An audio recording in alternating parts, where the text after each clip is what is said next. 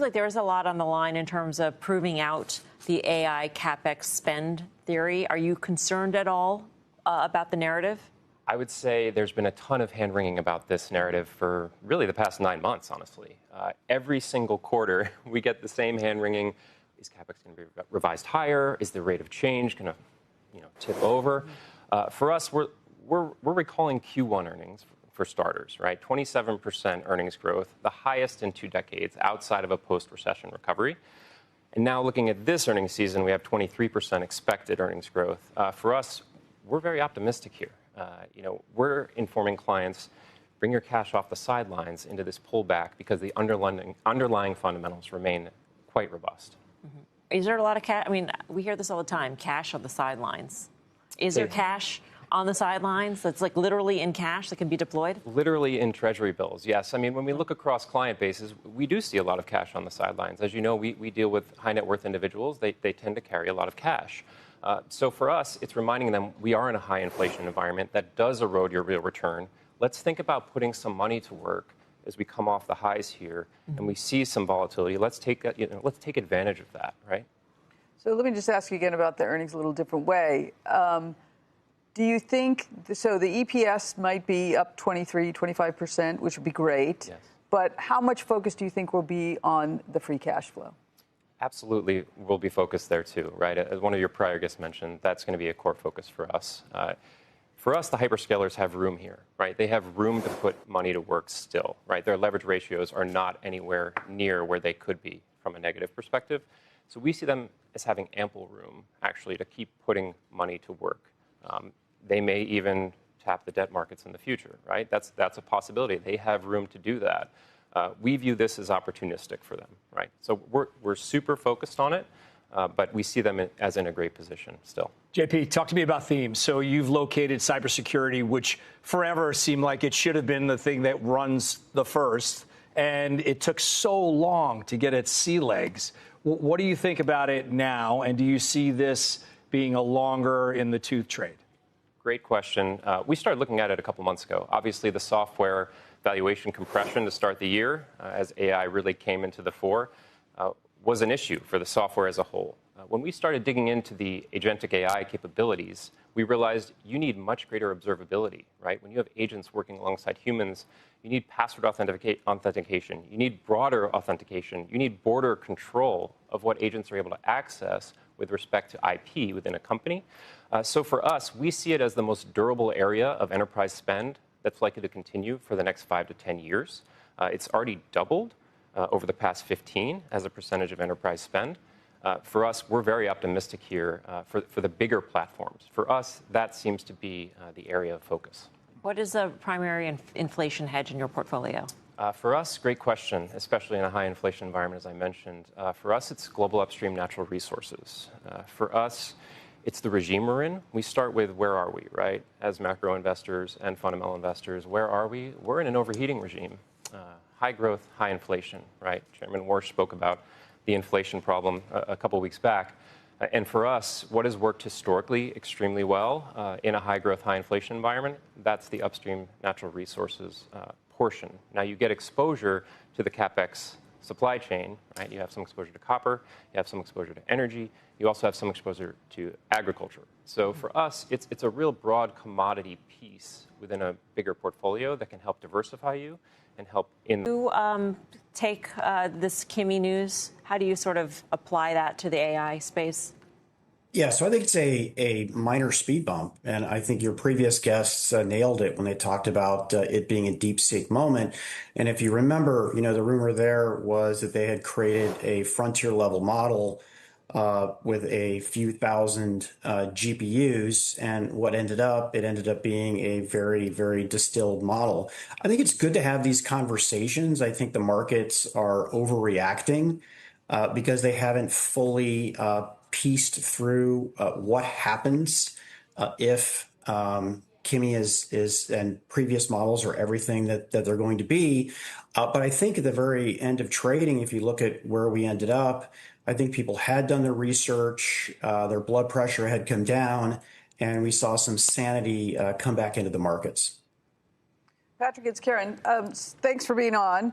So return on invested capital, that's sort of the $7 trillion question. When do you think we will really start to get some clarity from hyperscalers and whoever else about what they expect it to be? Yeah, so I think it's going to be relatable to investors that look at the AI cup half full, where they see the promise of it. I don't think we are going to see the big numbers that some people might want to see for 18 months or longer from now, right? We went from the hyperscalers going positive cash flow to pretty much a negative cash flow and a lot of debt or instruments to buy more capex. I look at OpenAI margins that are quite significant. In fact, their margins are higher than the hyperscalers. There's a lot of money in there. And we haven't even scratched the surface of what people are going to be willing to pay. If you look at, let's say a bank that might have 50,000 applications, and maybe they have 4 or 5 applications or workflows that can take advantage of AI. We're not comprehending that. We're also not comprehending when all of this capability go to the edge in smartphones, in tablets, in PCs, and even in the industrial edge, like robotics. So, but I think it just comes down to conviction of what you believe that AI will pay off. And it does take, I don't think you're going to see it early in the spreadsheets or the models. Patrick, this is a commoditized business. It will eventually return that way. So that makes all the CapEx that is spent probably overpaid. So what do you think about my free cash flow as the barometer to success? We've seen the marketplace already reward those growing it or not hurting it as much. I think you have a different stance on that. Yeah, I do. I mean, FCF is certainly the ultimate way to look at that. And it's the way we measured a lot of the hyperscalers before. And I think that will pay off, albeit a few years down the road. I don't think we're going to see immediate a positive FCF. So what do the swings we saw in some of these key names today say about the next step for the markets? What did you make of the swing, Steve? Yeah, so if you think about it, I'm trying to compare this to DeepSeek and make this sort of a DeepSeek 2.0 like everybody else is. DeepSeek took a lot out of the markets. This one didn't take a lot out of the markets. And then look at where we came into these markets originally. It was weak for AI already. It was weak for the hyperscalers. So I think they couldn't have taken a lot more out of it the way DeepSeek was. I think it's not limited downside, but there's a host of reasons to be a seller of these names already. I don't know if this is the main reason to be a seller of it, but it does put in question the huge CapEx that they're doing. Are they throwing good money after bad? Does it make you question the CapEx levels of the hyperscalers? Yes. I mean, that's been the question for a long time, but I think there's a few different things going on. There's the underlying AI story and its evolution, however that may be, where the spend is worth it. I don't know. I saw something today, $5.7 trillion of U.S. hyperscaler spend through 2030. That's an extraordinary amount of money. We don't know if it's worth it or not. Then there's what's happening with the stocks, which is in some ways not related. Mm-hmm. To me, that thing we talked about yesterday with, in Korea, them saying we're not going to allow levered ETFs anymore, right, which I think is a very significant event. And the volatility, Dell is my biggest position. Dell traded, it moved 10% today. Wow. On only this news, and we're not even certain how much, that's absurd. So there's something else really going on with fund flows into the space that I don't think is connected to the story, because we don't know exactly how the story is going to play out. But the amount of the gigantic market cap moves can't be that we can't be getting it right. Right. This reaction can't be exactly the right reaction to what this news was. And to be clear, we don't know a lot of details, but what we do know right now is China seems to be competitive on the low-cost models and now also on the high-cost models, Julie. I think it's something that people have had in the back of their mind is, I am going to know when it's time to get out, right? There's this recognition that, once the music stops playing, I'm going to find my seat and it's no problem. And I think the volatility of these movements is an indication that, people are really twitchy to get a chair before the music stops. And the real struggle that we have is we don't understand the relationship between the level of model intensity and the CapEx and how that's going to derive any kind of return. And I think that's what people are really nervous about is when are we going to see numbers that give us confidence that this is a business model we can build around? Tim, has your view of the hyperscaler trade or any of the AI trades changed since the release of Kimi K3? I think K3 underscores a moment we've had many times in the last year. I also don't think we should confuse the move in memory names with the move in hyperscalers, or at least there's a couple different things going on here. And talking about Korea and technical dynamics, access to their market, regulators, leverage, liquidity dynamics, and also just overblown memory trades are one thing. And then getting into hyperscaler CapEx, we've been wrestling with hyperscaler CapEx for a year and a half. And I think ultimately we get back to a point where, really we just don't know what the ROI is. And Meta is a perfect example of that. Microsoft is maybe the greatest example of that. And I think much like we're slowly seeing with Apple, that Microsoft is very well positioned, especially in enterprise. And at some point, leaving aside what they're spending, they are well placed across enterprise and even, across, call it retail. So I don't know that we're in a very different place today than we were before Kimi showed up looking so attractive. But I do think it's a case where we have been wrestling with ROI, and we've got cross currents of many trades. This rotation in this market, as I mentioned, a lot of questions around this AI trade this week. Is this sustainable? Is this profit taking? What have you made of it? Is it healthy? Yeah, I think at the end of the day, anytime you have this rotation into a focus on valuation and fundamentals, that's a good thing for the market. It's certainly good for active managers that do focus on these things. So it's not just identifying trends and buying momentum. And I think what happens is when you have a reset or rotation, that can lead to just more sustainable market gains rather than that boom and bust of the stock market that we sometimes see. And what about you, Cable? I mean, you say we're in AI bloom, not gloom. Which phase of the bloom would you say we're in? Sam, thanks for having me. You're welcome. Look, the way we think about this, if AI were a World Cup game, we have just arrived at the first hydration break. One of many. One of many. The last 4 years since the launch of ChatGPT have been exceptionally exciting, a lot of innovation, a little bit of anxiety as well. But we think that if we look at historical trends and we look at how AI is evolving compared to the internet, our view at Shakti is that we have just finished the early phase and the best is yet to come. And we think that if we look at the broader perspective and look at sort of the age of AI in society, AI is going to be mostly about the bloom and not the gloom and doom. Mm-hmm. And the fundamental reason for that, in our view, is that AI is reimagining society in a very, very fundamental way. It's bringing us to a modern renaissance. Mm-hmm. What it's going to do to humanity is that it's going to free us all up from this notion of specialized assembly line labor that really started roughly 100 years ago with Henry Ford and the assembly line in manufacturing idea. Mm-hmm. But if you go back through the history of civilization, for the most of our time on planet Earth, we've been generalist. If you look at the Renaissance, the same person could be a sculptor, an artist, and a painter. So I think AI is going to free up all 7 billion of us to be generalists, where AI will do the specialization, and we humans will be left to our natural skills.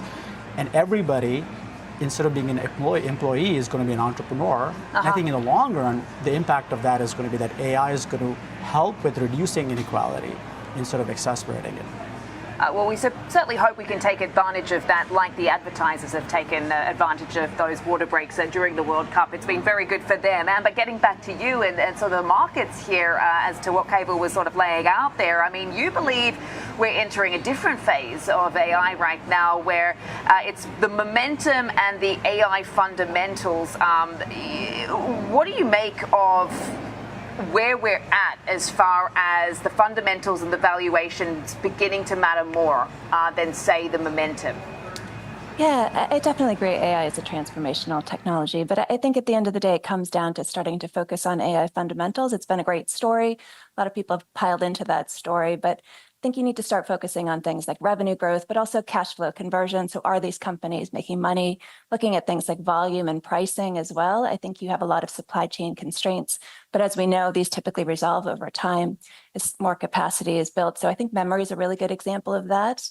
You've seen an industry that raises prices on higher demands and supply constraints, but then you have a build out of capacity and the prices come down. So it's not a valuation bubble that you see.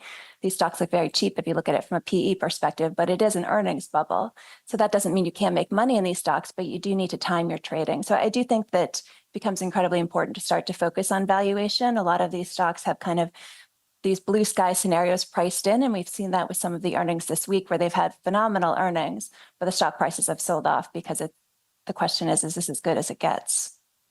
Yeah, I saw a line yesterday. Hyperscaler PEs are right now at 11-year lows. So it's certainly something to consider when we're going into these Q2 earnings right now. And Cable, getting back to you, I just had an interesting chat with a guest about neoclouds. And we talked about the moratorium. And you say, I wanted to highlight this, it's like pausing driver's education programs for high schoolers. Just walk us through that. Well, I think with every new technology, starting way back when we invented fire and electricity, there are two different approaches we can take. One is to pause our engagement with the technology, and the other is to engage more and use it more so that we learn how to use it safely and put some guardrails around it. A classic example in recent years is self-driving cars. In California, for example, the government, our local government, has taken an approach that we're going to engage with the self-driving technology. And as a result of that, San Francisco, which is my home city, we have seen this tremendous benefit of self-driving cars have reduced fatalities and serious accidents by a factor of 90%.